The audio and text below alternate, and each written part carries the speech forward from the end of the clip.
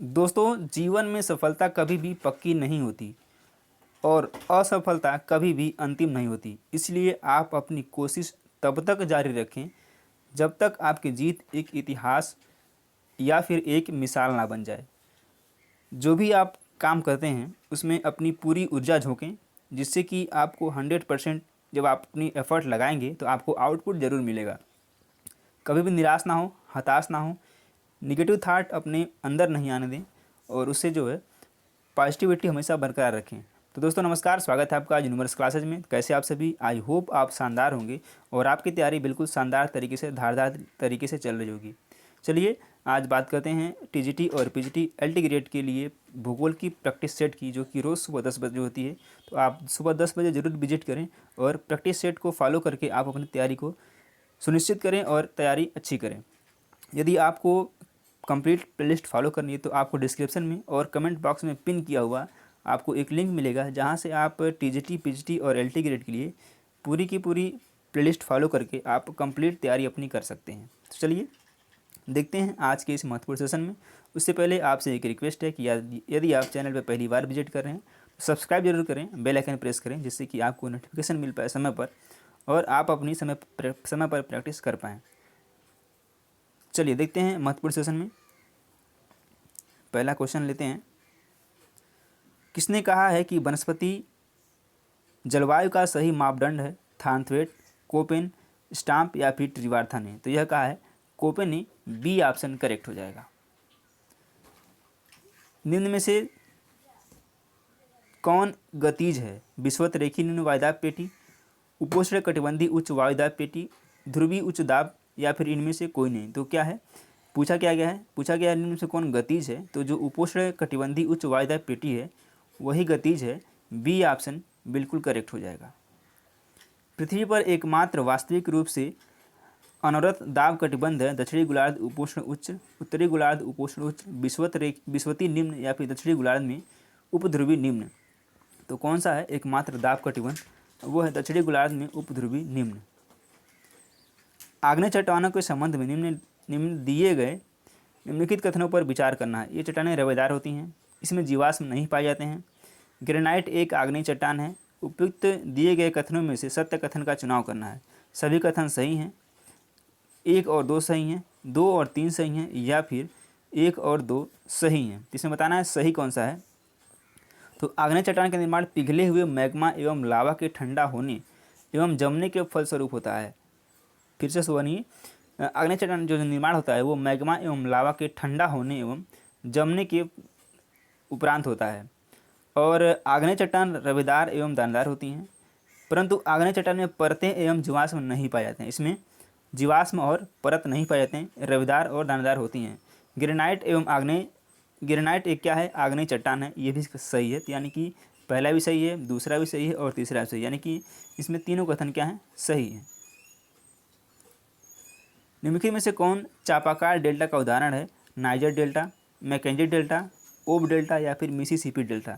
तो चापाकार डेल्टा का जो उदाहरण है वो है नाइजर डेल्टा। ए ऑप्शन इसका बिल्कुल करेक्ट हो जाएगा। निम्नलिखित भूकंप तरंगों में से कौन सबसे पहले भूकंपी यंत्र पर अंकित होती है? पी तरंग, एस तरंग, एल तरंग या फिर सभी एक साथ? तो सबसे पहले जो भूकंपी यंत्र पर अंकित होती है वो होती है पी तरंग। ए ऑप्शन करेक्ट हो जाएगा। आप कमेंट बॉक्स में कमेंट करेंगे भूकंप की तीव्रता मापने वाले यंत्र को किस नाम से जाना जाता है? कमेंट बॉक्स में कमेंट करिए। परिप्रशांत महासागरीय पेटी वितरण से संबंधित है, गर्म महासागरीय धाराओं के, मत्स्य उत्पादन क्षेत्रों के, यूरोपीय औपनिवेशीकरण से या फिर भूकंप के? तो यह किससे संबंधित है? यह है भूकंप के संबंधित है। ऑप्शन नंबर डी करेक्ट है। निम्नलिखित कथन और कारण के अध्ययन कीजिए तथा दिए गए कूट से सही उत्तर चुनिए। ब्रिटिश द्वीप समूह के बंदरगाह ठंड में जमते नहीं हैं। कारण है ब्रिटिश द्वीप समूह उत्तरी अटलांटिक ड्रिफ्ट के प्रभाव में आते हैं। कौन सा सही है? चलिए देखते हैं। ए और आर दोनों सत्य हैं तथा आर ए की सही व्याख्या करता है। ए तथा आर दोनों सत्य हैं तथा आर ए की सही व्याख्या नहीं करता है। ए सत्य है किंतु आर गलत है, या फिर ए गलत है किंतु आर सत्य है। जिसमें क्या है, ए और आर दोनों सत्य हैं और आर जो है ए की सही व्याख्या करता है। ए ऑप्शन इसका बिल्कुल करेक्ट हो जाएगा। सॉरी। अगला क्वेश्चन लेते हैं। निम्नलिखित में से उनके आकार के अनुसार बढ़ते क्रम में महासागरों का कौन सा क्रम सही है? हिंद, आर्कटिक, अटलांटिक, प्रशांत।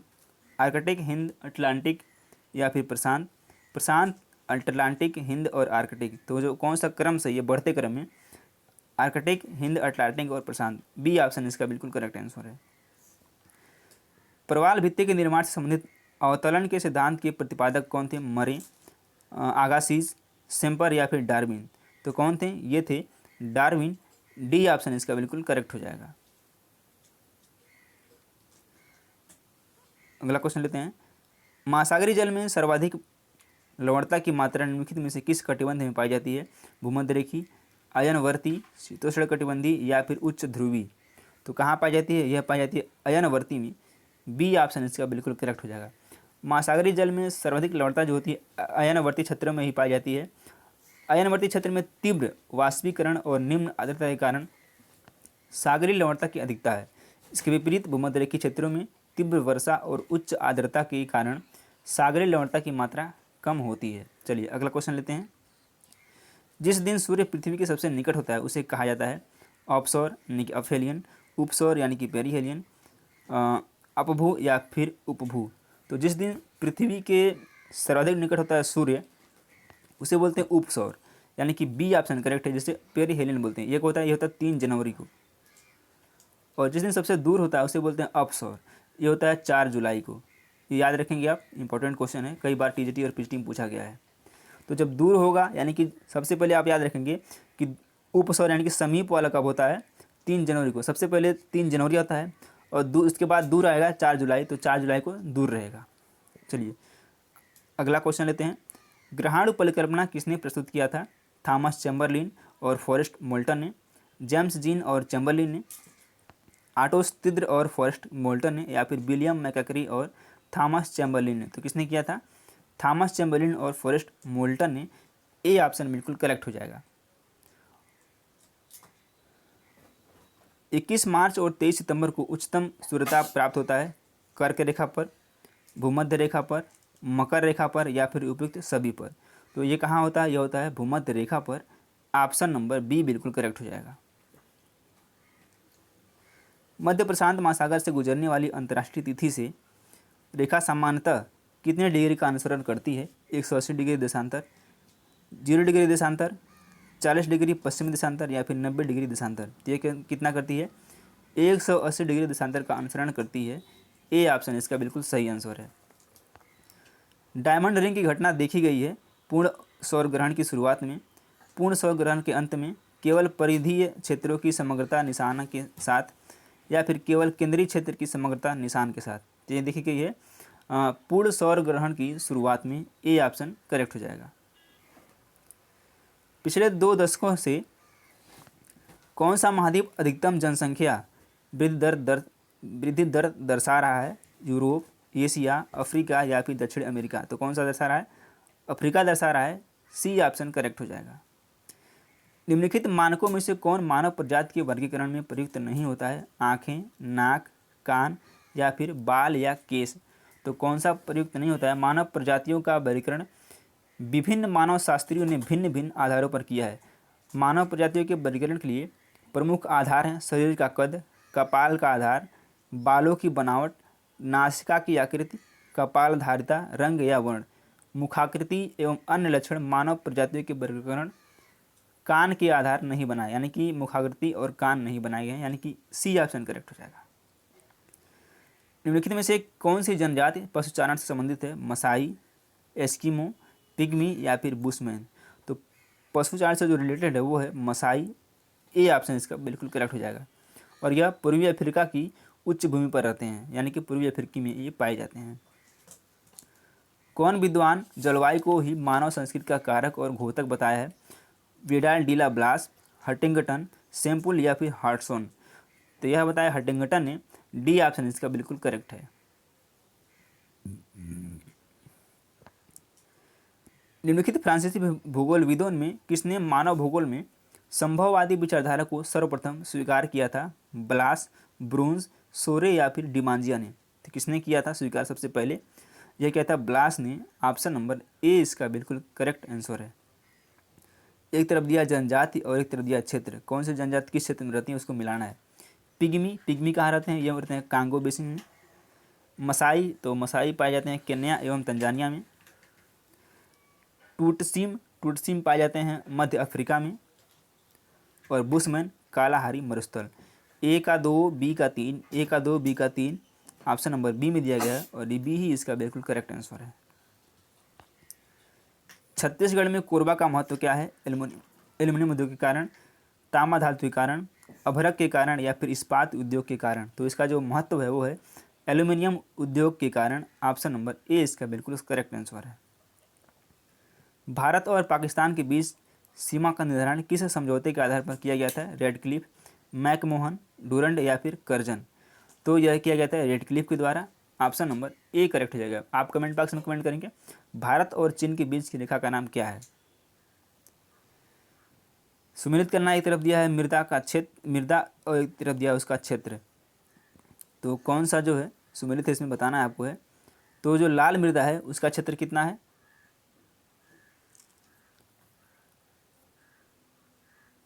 15 लाख यानी कि 4.3%। 4.3% लाल मृदा कितना है, 43.3 है। तो किस में है, ये तो किसी में नहीं है। जलोढ़ का कितना है, जलोढ़ का है 43.3, किसी में भी नहीं है।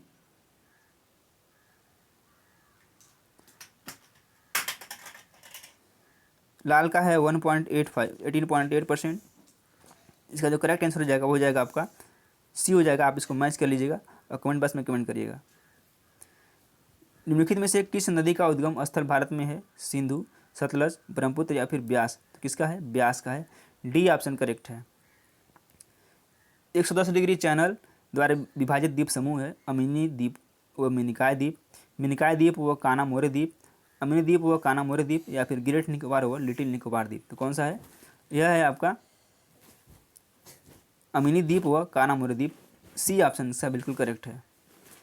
पश्चिमी विक्षोभ के संदर्भ में निम्नलिखित कथनों में से कौन सही है, भारतीय उपमहाद्वीप में इनका आगमन शीत ऋतु के दौरान होता है, इन विभागों की उत्पत्ति भूमध्य सागर में होती है।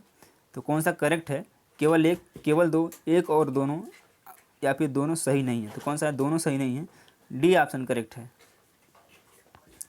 म्यांमार के साथ भारत के कितने राज्यों की सीमा साझा होती है, 2, 3, 4 या फिर 5। तो कितने राज्य की होती है, 4 राज्य की होती है। कौन कौन सी है, इसकी एक ट्रिक याद रखिएगा, अरुणा मामी, यानी कि कौन कौन सी है, अरुणाचल प्रदेश है, नागालैंड है, मणिपुर है और मिजोरम है। यानी कि अरुणाचल प्रदेश अरुणा मामी, अरुणाचल प्रदेश मणिपुर, अरुणाचल प्रदेश अरुणा मामी, अरुणाचल प्रदेश, नागालैंड, मणिपुर और फिर मिजोरम, यानी कि 4 राज्य सीमा साझा करते हैं। चलिए लास्ट क्वेश्चन है, किस महाद्वीप में आंतरिक जलमार्गों की सर्वाधिक विकास हुआ है, पश्चिमी यूरोप, मध्य एशिया, उत्तरी अमेरिका या फिर अफ्रीका। तो किसका हुआ है, यह हुआ है पश्चिमी यूरोप का, ऑप्शन नंबर ए करेक्ट है। तो चलिए आई होप आपको सेशन पसंद आएगा। सेशन पसंद आए तो वीडियो को लाइक करें और चैनल को सब्सक्राइब करें। धन्यवाद। सूची 1 को सूची 2 से मिलाना है। अभी अभी हमने इसको करेक्ट, अभी पीछे हमने इसको सॉल्व किया है। इसको मिलाना, एक तरफ परियोजना है और एक तरफ इसकी अवस्थिति है। चलिए इसको मैच करते हैं तो देखिए क्या हो जाएगा। जो भाखड़ा नागल परियोजना वो किस नदी पर है, ये आपको बताना था। तो भाखड़ा नागल कहाँ पे है, ये है सतलज नदी पर। तो ए का 4, हीराकुंड, हीराकुंड कहाँ पे है, हीराकुंड है महानदी पर, हीराकुंड महानदी पर है। और इदुक्की कहाँ पर है, तो इदुक्की है आपके भाखड़ा नांगल सतलज पे, हीराकुंड महानदी पर है, और नागार्जुन सागर कृष्णा नदी पर, और इदुक्की क्या पे, पेरियार पे है। तो कौन सा है, ए का 4, बी का 2, ए का 4, बी का 3 है। ऑप्शन नंबर बी इसका करेक्ट हो जाएगा। अगला क्वेश्चन, विश्व में हरित क्रांति के जनक कौन है, Norman E Borlaug, M S Swaminathan, G S Khush या फिर बी पी पाल। तो ये कौन है, ये हैं आपके 43 नंबर क्वेश्चन का आंसर हो जाएगा ई नॉर्मन ई बोरलाग। किस राज्य में, भारत के किस राज्य में सर्वाधिक काफ़ी उत्पादन की जाती है? महाराष्ट्र, केरल, उड़ीसा या फिर कर्नाटक। तो कहाँ की जाती है? यह की जाती है कर्नाटक में। ऑप्शन नंबर डी करेक्ट है। तालचेर एक प्रसिद्ध कोयला क्षेत्र है? आंध्र प्रदेश में, छत्तीसगढ़ में, झारखंड में या फिर उड़ीसा में। कहाँ पर है? यह है उड़ीसा में। ऑप्शन नंबर डी करेक्ट है।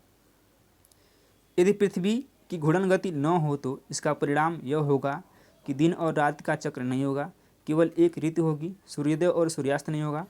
दिए गए कूट का प्रयोग कर सही उत्तर चुनना है। तो यदि पृथ्वी घूर्णन गति न करे तो क्या होगा? इसका जो परिणाम होगा ये हो जाएगा आपका दिन और रात का चक्र नहीं होगा, और तीसरा सूर्योदय और सूर्यास्त नहीं होगा। बी ऑप्शन इसका करेक्ट है। शीतकालीन अयनांत विंटर सोलेस्टिक के संबंध में कौन सा कथन सही है? उत्तरी ध्रुव पर 24 घंटे अंधेरा छाया रहता है, यह 21 जून को होता है। दक्षिणी ध्रुव पर 24 घंटे अंधेरा छाया रहता है, या फिर सूर्य सर्वोच्च पर होता है। तो कौन सा गलत है? ये हो जाएगा उत्तरी ध्रुव पर 24 घंटे अंधेरा छाया रहता है। ए ऑप्शन करेक्ट है। लौह अयस्क का निक्षेप निम्नलिखित में से किस क्रम की चट्टानों में पाया जाता है? टर्शियरी, धारवाड़, गोंडवाना या फिर विंध्यन। तो जो यह पाया जाता है, यह पाया जाता है धारवाड़ क्रम की चट्टान में। बी ऑप्शन इसका करेक्ट हो जाएगा। फिर से है सूची को सूची 2 से मिलाना है, इसे बताना है कौन सा इसका करेक्ट आंसर होगा। तो चलिए मिलाते हैं इसको, और आप भी मिलाने की पूरी कोशिश करिए, जिससे कि आप क्या होगा, जितना आप कोशिश करेंगे उतना आप क्वेश्चन सही कर पाएंगे। डेट्राइट कहाँ पर है? ये मोटर उद्योग है। डेट्राइट है मोटर उद्योग। ए का 2। हैम्बर्ग क्या है? हैम्बर्ग जो आपका पोत निर्माण है, हैम्बर्ग पोत निर्माण। और पिट्सबर्ग क्या है? आपको पता होगा, लोहा इस्पात। और ओसाका जो है वस्त्र उद्योग। ए का 3, बी का 4। ए का 3, बी का 4 किस में है? ए का 3, बी का 4। और ऑप्शन नंबर क्या हो जाएगा? ए का 3, बी का 4। एक और मिलाना है। सी का क्या था? पिट्सबर्ग किसका था? तो पिट्सबर्ग था आपके। ऑप्शन नंबर बी इसमें करेक्ट हो जाएगा। ए का 3, बी का 4, सी का 1 और डी का 2। मैंने ऊपर मिला दिया है, आप वहाँ से मैच कर सकते हैं। विश्व में सबसे बड़े कोयले के भंडार किस देश में हैं? यूएसए, भारत, यूक्रेन या फिर ऑस्ट्रेलिया। तो कहाँ पर हैं? यह है आपके यूएसए में। ए ऑप्शन करेक्ट है। निम्न में से किस देश की स्थानांतरणशील कृषि को तमराई के नाम से जाना जाता है? श्रीलंका, म्यांमार, फिलीपींस या फिर थाईलैंड। तो यह है थाईलैंड में जो स्थानांतरणशील कृषि है उसको तमराई के नाम से जानते हैं। किरकुक जो विश्व में सर्वाधिक महत्वपूर्ण तेल क्षेत्र है, कहाँ स्थित है? ईरान, इराक, कुवैत या फिर रसिया यानी कि रूस में। यह है इराक में। ऑप्शन नंबर बी करेक्ट है। निम्नलिखित में से कौन सा एक पुनर्नवीकरण ऊर्जा नहीं है? भूतापी ऊर्जा, जल विद्युत, आणविक ऊर्जा या फिर सौर ऊर्जा। तो जो आणविक ऊर्जा होती है यह जो है इसको रिसाइकिल नहीं किया जा सकता है। ऑप्शन नंबर सी करेक्ट हो जाएगा इसका। सी ऑप्शन करेक्ट है। ट्रांस कॉन्टिनेंटल स्टुअर्ट राजमार्ग किसको जोड़ता है? पश्चिम में पर्थ और पूर्व में सिडनी, उत्तर में पोर्ट वीपा और दक्षिण में पोर्टलैंड, पश्चिम में पोर्ट हालैंड और पूर्व में ब्रिस्बेन। या फिर चौथा है उत्तर में पोर्ट डार्विन और दक्षिण में पोर्ट ऑगस्टा। तो कौन सा किसको जोड़ता है? यह जोड़ता है उत्तर में पोर्ट डार्विन और दक्षिण में पोर्ट ऑगस्टा को। जलोढ़ मैदानों में निम्नलिखित में से अधिवासों का कौन सा प्रतिरूप मिलता है? रेखीय प्रतिरूप, वृत्ताकार प्रतिरूप, आयताकार प्रतिरूप या फिर नेबुला प्रतिरूप। तो कौन सा है? सी ऑप्शन इसका आयताकार प्रतिरूप। सी ऑप्शन करेक्ट है। कोनार्ड विच्छिन्नता निम्नलिखित में से किसके बीच पाई जाती है? बाहरी और भीतरी कोर, सीएल और सीमे यानी कि सियाल और सीमा, सीमा और नीफे या फिर ऊपरी मेंटल और निचरी मेंटल। तो किसके बीच पाया जाता है? यह पाया जाता है सियाल और सीमा के बीच में। ऑप्शन नंबर बी करेक्ट है। ग्रेनाइट से निर्मित केंद्रित चट्टान है? कोबाल्ट, स्लेट, नीस या फिर बेसाल्ट। कौन सा है? यह है नीस। ऑप्शन नंबर सी इसका करेक्ट है। ज्वालामुखी से निकलने वाली धूल और राख सामग्री को किस रूप में जाना जाता है? पायरोक्लास्टिक, हाइपरक्लास्टिक, हेपिरोक्लास्टिक या फिर सीरोक्लास्टिक। इसको जाना जाता है पायरोक्लास्टिक के नाम से। ए ऑप्शन करेक्ट है। निम्न में से किसने प्लेट विवर्तनिकी सिद्धांत का प्रतिपादन किया था? हैरी हेस, हालम, WJ मोर्गन या फिर हर्टजल ने। किसने किया था? इसको किया था पारित WJ मोर्गन ने। ऑप्शन नंबर सी इसका करेक्ट है। भूदृश्य संरचना प्रक्रम एवं अवस्था का परिणाम है, यह किसका कथन है? पेंक, डेविस, हटन या फिर होम्स। तो यह किसका कथन है? यह जो कथन है यह है डेविस का, ऑप्शन नंबर बी करेक्ट हो जाएगा। निम्नलिखित में से किस भू आकृति का निर्माण हिमानी अपर्दन से नहीं हुआ है? सर्क, नूनाटक, हार्न या फिर डुमलिन? किसका नहीं हुआ है? तो डुमलिन का निर्माण नहीं हुआ, बाकी इन तीनों का हुआ है। लास्ट क्वेश्चन आज के इस सेशन का, ज्वार भाटा की उत्पत्ति संबंधित प्रगामी तरंग सिद्धांत यानी कि किसने प्रतिपादित किया था? जो सिद्धांत हैं और इसके प्रतिपादन है उससे जो रिलेटेड प्रश्न है उससे 2 से 3 क्वेश्चन आपके टीजीटी एग्जाम में आएंगे, तो आप इसको ज़रूर से याद रखें और नोट कर लें कहीं। तो किसने किया था? यह किया था आपके विलियम वेल ने। निम्न में से कौन सा एक सही सुमेलित नहीं है? सही एक सुमेलित नहीं है, इधर देश है इधर स्थानांतरित कृषि का नाम दिया गया है। रोडेशिया मिल्पा, ये बिल्कुल करेक्ट है। ब्राज़ील में रोका होता है, ये भी बिल्कुल करेक्ट है। इंडोनेशिया में टाबी नहीं होता है, ये होता है लदांग, तो इस तरह से सी ऑप्शन इसका गलत है। और सूडान में नगासू होता है, तो इस 3 के 3 सही हैं। जो गलत है वो सिर्फ और सिर्फ सी वाला गलत है। अगला प्रश्न लेते हैं, रॉटरडम निम्नलिखित उद्योगों में से किसके लिए जाना जाता है? रॉटरडम कहाँ पे है? ये नीदरलैंड में है। तो ये किस उद्योग के लिए फेमस है? वस्त्र उद्योग, पोत निर्माण उद्योग, कागज़ उद्योग या फिर दुग्ध विषयक उद्योग? तो यह कागज़ उद्योग के लिए प्रसिद्ध है, सी ऑप्शन बिल्कुल करेक्ट हो जाएगा। संसार में प्राकृतिक रेशम का अग्रणी उत्पादक है? चीन, भारत, जापान या फिर इटली? तो आपको भली बात ही पता होगा, जो रेशम उत्पादन में जो अग्रणी है वो चीन है, ए ऑप्शन करेक्ट हो जाएगा। चीन के बाद क्या आता है? चीन के बाद आता है भारत, जो कि सेकंड नंबर पे है। अन्य देशों में वियतनाम, तुर्कमेनिस्तान, रोमानिया आदि प्रमुख देश हैं, लेकिन ये चीन पहले नंबर पे है और भारत दूसरे नंबर पर है। अगला क्वेश्चन लेते हैं, एक तरफ संसाधन के प्रकार दिए गए हैं और दूसरी तरफ जो दिए गए हैं वो उदाहरण है। नव्यकरणीय ऊर्जा के उदाहरण बताना है आपको। नव्यकरणीय संसाधन के प्रकार क्या हैं? अनव्यकरणीय, पुनःचक्रीय या फिर एकल? तो नव्यकरणीय मतलब मीन्स ये हो जाएगा मिट्टी। अनव्यकरणीय जिसको हम दोबारा यूज नहीं कर सकते, ये हो जाएगा थोरियम। पुनःचक्रीय यानी कि पुनःचक्र यानी कि जल को कर सकते हैं दोबारा, इसको रिसाइकिल कर सकते हैं। और एकल क्या है? यह क्रायोलाइट। तो ए का 2, बी का 4 ऑप्शन नंबर ए में दिया गया है और ए ही बिल्कुल करेक्ट है। निम्नलिखित में से कौन तृतीय क्रिया है? कृषि, उद्योग, सेवाएं और फिर सभी सही हैं। जो तृतीय क्षेत्र में तय होता है, सी ऑप्शन, सेवाएं तृतीय क्षेत्र के अंतर्गत आती हैं। इसके अंतर्गत व्यापार, वाणिज्य, यातायात, पर्यटन तथा सूचना प्रौद्योगिकी को भी शामिल किया जाता है। अगला प्रश्न लेते हैं, निम्नलिखित स्थानों में से कौन सा एक लौह अयस्क खनन क्षेत्र नहीं है? ये नहीं है पूछा, ध्यान रखना है। बादाम पहाड़, जावर, बेलाडीला या फिर अनंतपुर? तो ये कौन सा लौह खनन क्षेत्र नहीं है? तो ये जो है आपका है option number B, Zawar. B option इसका बिल्कुल करेक्ट हो जाएगा। चंदन, आंवला, महुआ, सागौन, बांस आदि प्रजातियों के वृक्ष किस प्रकार के वनों में पाए जाते हैं? शुष्क पर्णपाती वन, आर्द्र पर्णपाती वन, उष्णकटिबंधीय सदाबहार वन या फिर शीतोष्णकटिबंधीय सदाबहार वन? तो ये पाए जाते हैं आर्द्र पर्णपाती वन। बी ऑप्शन इसका बिल्कुल करेक्ट हो जाएगा। जनगणना 2011 के आंकड़ों के अनुसार देश में महिलाओं की साक्षरता है लगभग 63.5%, 64.5%, 65.5% या फिर 66.5%। तो ये जो है इसका बी ऑप्शन करेक्ट है। और जो महिला साक्षरता था वो था 64.6%। तो जो अप्रॉक्सीमेट लगभग आसपास का ऑप्शन है, बी ऑप्शन करेक्ट हो जा रहा है। बात करते हैं पुरुष की, तो पुरुष जो साक्षरता थी वो थी 80.9% यानी कि समथिंग 81%। और जो अंतराल था वो था 16.3%, यानी कि महिला और पुरुष के बीच में जो साक्षरता का डिफरेंस था यानी कि अंतर था वो 16.3% था। तो ये आंकड़ों को आपको ध्यान रखना है। हम उम्मीद करते हैं आपने इसको नोट कर लिया होगा। चलिए अगला क्वेश्चन लेते हैं, निम्नलिखित में से कौन से बॉक्साइट का सबसे बड़ा उत्पादक राज्य है? उड़ीसा, गुजरात, छत्तीसगढ़ या फिर मध्य प्रदेश? तो यह है उड़ीसा। ए ऑप्शन इसका बिल्कुल करेक्ट आंसर हो जाएगा। निम्नलिखित में से कौन सा सुमेलित है? घाटी दिया, इधर क्षेत्र दिया गया। लाहौल स्पीति घाटी महान हिमालय व धौलाधर श्रेणी के मध्य, कश्मीर घाटी पीर पंजाल व जास्कर श्रेणी के मध्य, फूलों की घाटी मध्य हिमालय व शिवालिक श्रेणी के मध्य, कुल्लू घाटी ट्रांस हिमालय व महान हिमालय के बीच? काफ़ी अच्छा क्वेश्चन है।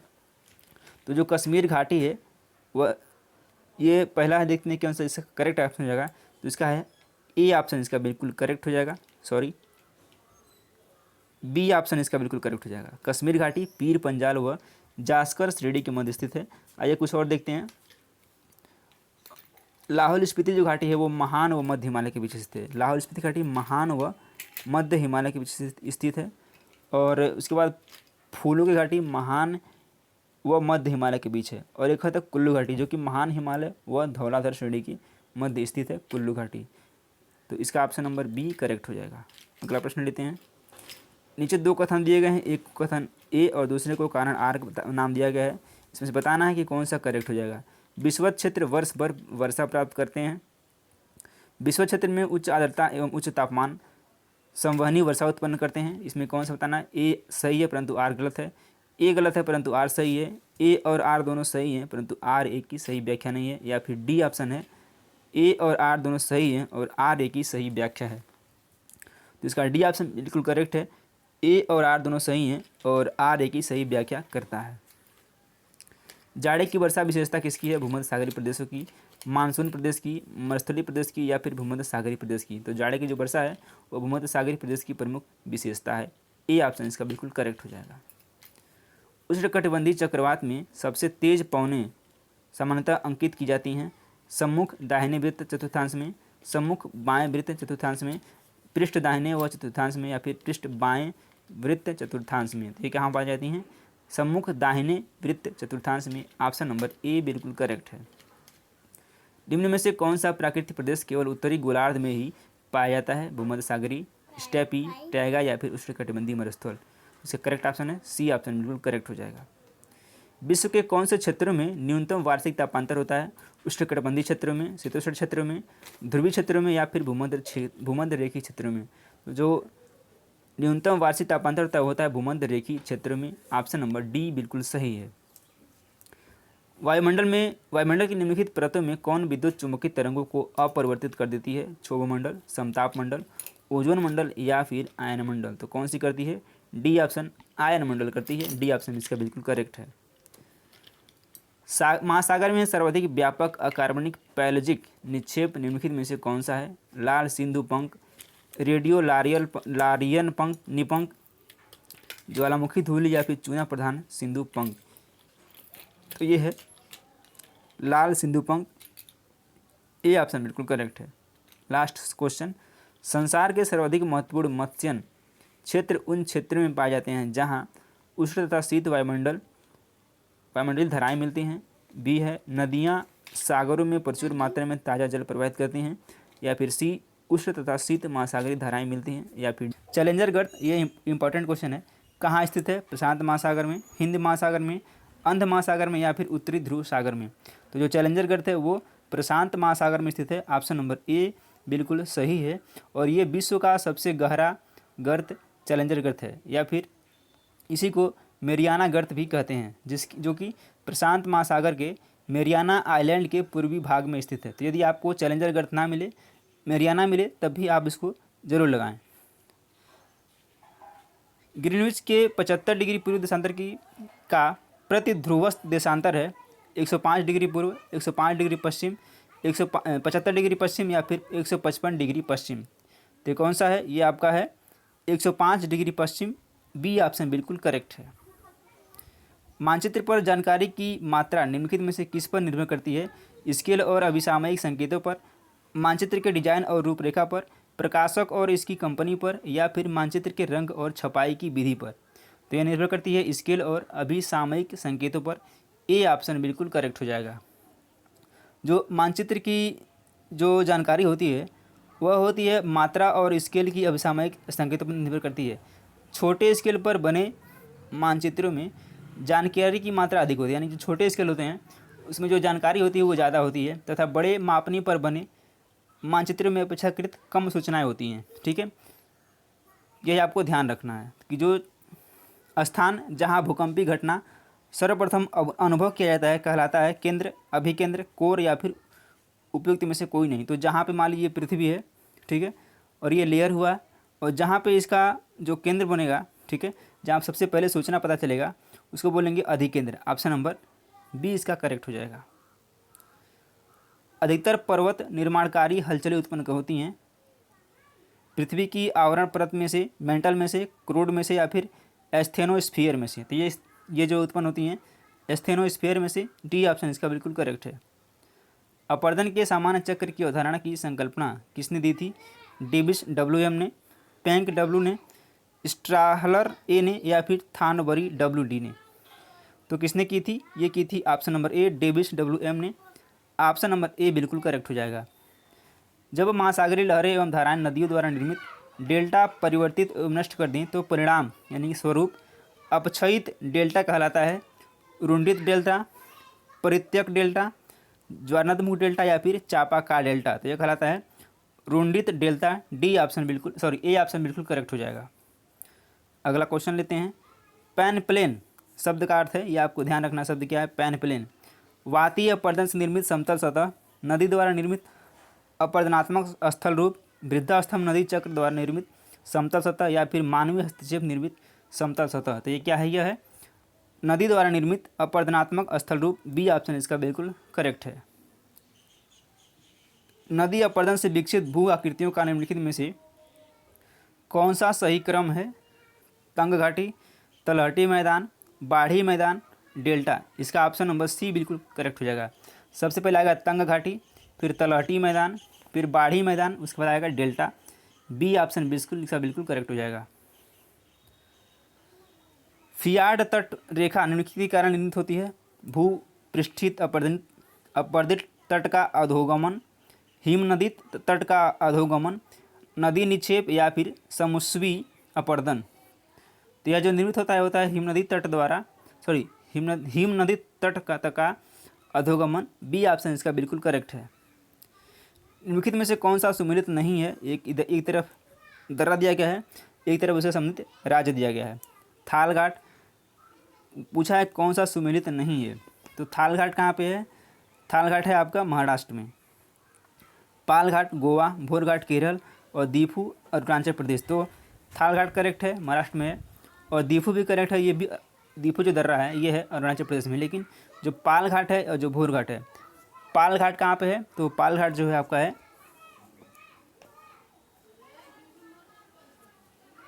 पालघाट पश्चिमी घाट में स्थित यह दर्रा केरल राज्य में है। तो पालघाट केरल में है, ठीक है, पालघाट केरल में है। और भोरघाट कहाँ पे है? जो भोरघाट है यह है आपका महाराष्ट्र में। भोरघाट महाराष्ट्र में है, MH। इस तरह से बी ऑप्शन इसका बिल्कुल करेक्ट हो जाएगा।